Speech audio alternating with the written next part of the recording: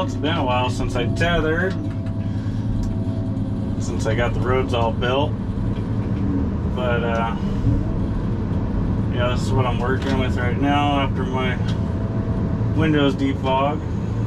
We actually got some rain this morning, which we haven't had in a while, so it's pretty nice. But yeah, this section right here, I told the cutters to side hill everything up there and dump it towards that burnt reed prod, because I can come down the side of that reed prod and grab everything from the tops. And the reason I asked them to side hill that was because up at the top line, at the skyline there, it's just nothing but boulders and rock ledges. And right here I could tether down, and I've been having to put a lot of broken chunks, whatever I can find under my tracks, sideways to protect my line and make it easier on my tracks instead of bouncing off rocks. So I came down here and they fell everything down the hill. So now I'm gonna try to get as much as I can, and I don't even think I can get all of it because of them not listening. I was trying to eliminate having the Yoder come in here to get this piece, and it would have worked if they would have done what I asked. And then we got a mid-slope road here, so I broke a trail through here, and now I'm trying to get everything in a pile for the processor, which this was a complete disaster, and I'm starting to get it, but yeah, yesterday I was pretty hot. And that's the second time they have not listened to me and kind of just did whatever they want. The first time was over there through that clearing on the lower side of the road. I asked them to leave me a row of trees along the road so we could high stump for decking, because the highway is literally 300 feet below us, a state highway. And we have to have the highway shut down when we're logging, and we had to have the highway shut down while they were cutting, just in case we lost something. And a lot of leaving Nick jump. Oh, truck drivers drive me nuts too.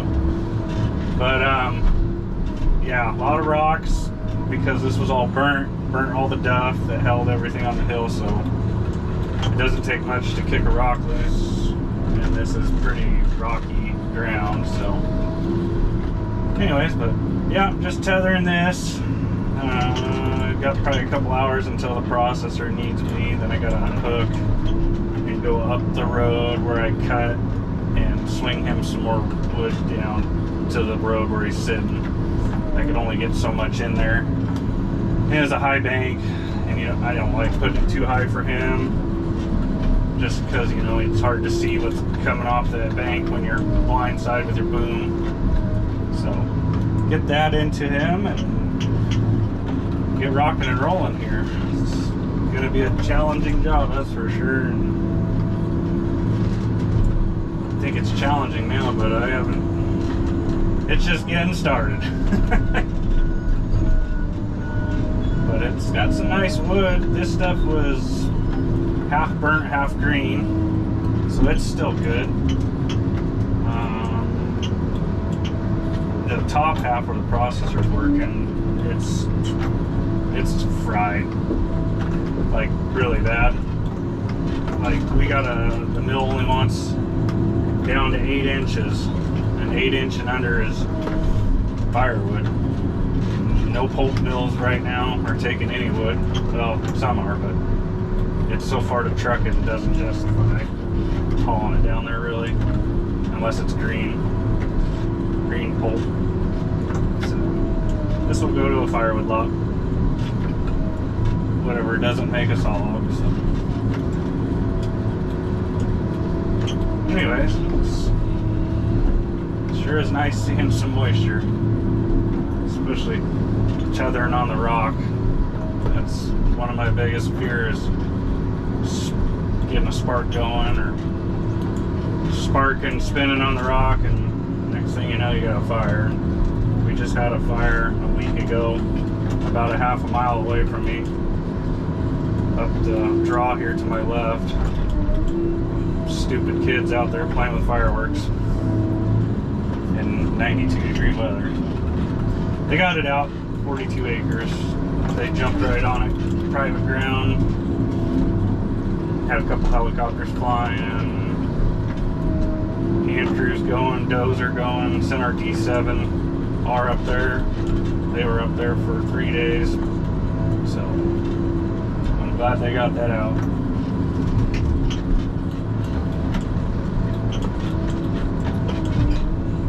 But yeah, right now I'm just sitting on this above this cut road right here. Trying to deck as much as I can for the processor, and mid-slope roads are never fun if you run processor, especially if you're pulling them off the bank from a hand cutter. It's never fun and it's never productive. So this should be better for him production-wise.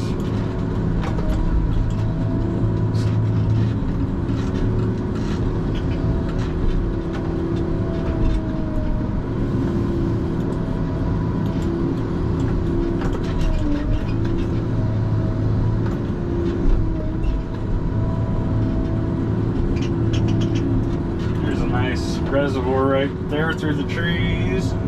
Kind of see it right from my head is Clackamas River. This is awesome view all day. It's a really good view up top. Doesn't look steep, but it's over 100% climbing up there. Rocky. So another fun one.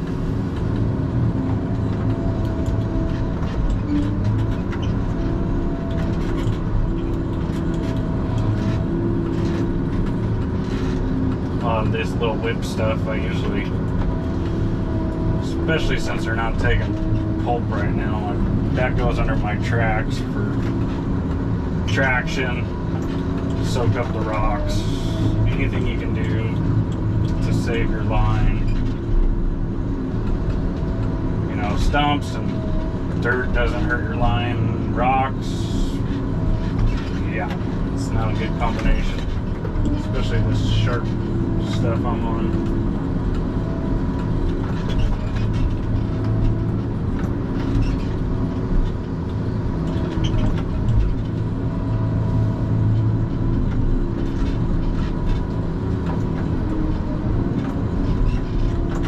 Try to get some video of feeding the processor later.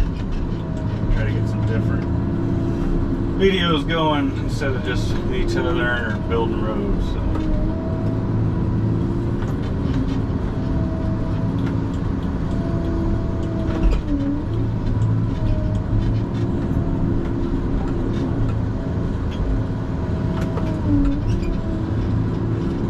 Yeah, it's not going to be fun, you know, with the chunks. They can put the chunks below the road to, I don't know, maybe halfway in between that stand of trees. And then other than that, the chunks have to stay on the road in the ditch because that highway's right below us. So it sucks with this burnt timber and some of this mixed green stuff, you know, we're trying to get export out of it. Sometimes you have to take a couple feet off, you know, whether it's rod or a pistol butt or a sweep, you know, so we're gonna have to really pay attention to how we're placing those chunks, and that's kind of why I wanted those hand cutters to leave me a row of trees so I could put some logs against those high trees that I cut.